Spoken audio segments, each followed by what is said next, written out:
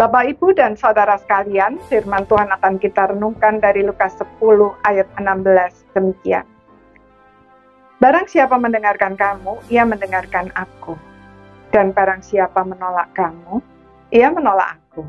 Dan barang siapa menolak aku, ia menolak dia yang mengutus aku.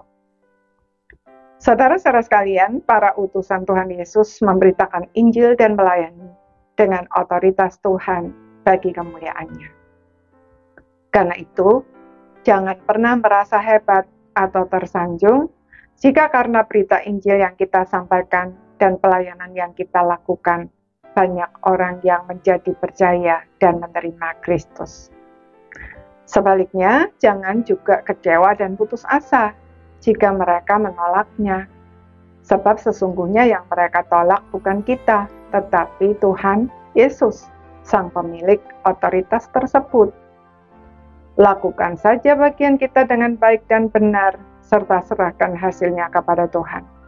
Sebab yang dinilai oleh Tuhan bukan hasil dari apa yang kita kerjakan, melainkan motivasi kita dan prosesnya.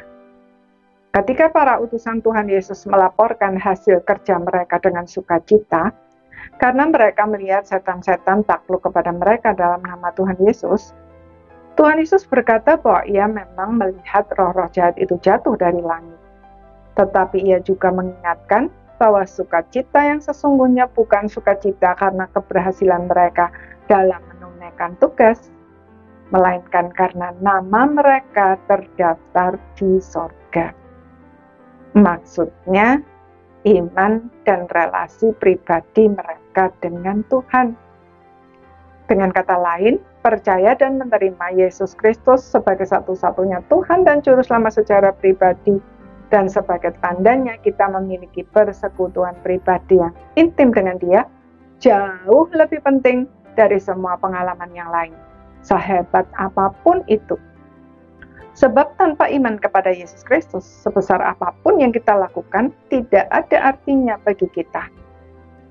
Oleh pekerjaan Roh Kudus, orang lain mungkin mendapat berkat dan diselamatkan karena pemberitaan Injil yang kita lakukan. Tetapi jika kita sendiri tidak sungguh-sungguh beriman kepada Tuhan Yesus, maka kita justru binasa.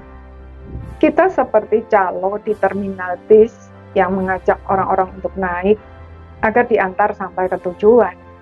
Tetapi kita sendiri tidak ikut naik. Alangkah ruginya, bukan?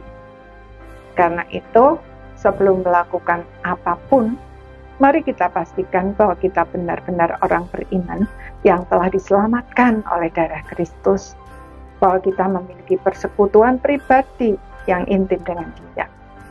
Mari kita senantiasa membuka hati untuk dimurnikan oleh Roh Kudus, sampai kita benar-benar melakukan semuanya itu semata-mata bagi Tuhan, sebagai ungkapan syukur kepada Dia yang telah menyelamatkan kita dari dosa dan maut. Paulus di dalam 1 Korintus 9 ayat 27 berkata, "Tetapi aku melatih tubuhku dan menguasainya seluruhnya, supaya sesudah memberitakan Injil kepada orang lain, jangan aku sendiri ditolak." Percayalah, Tuhan menginginkan diri saudara dan saya lebih dari apa yang kita bisa lakukan bagi Dia. Amin.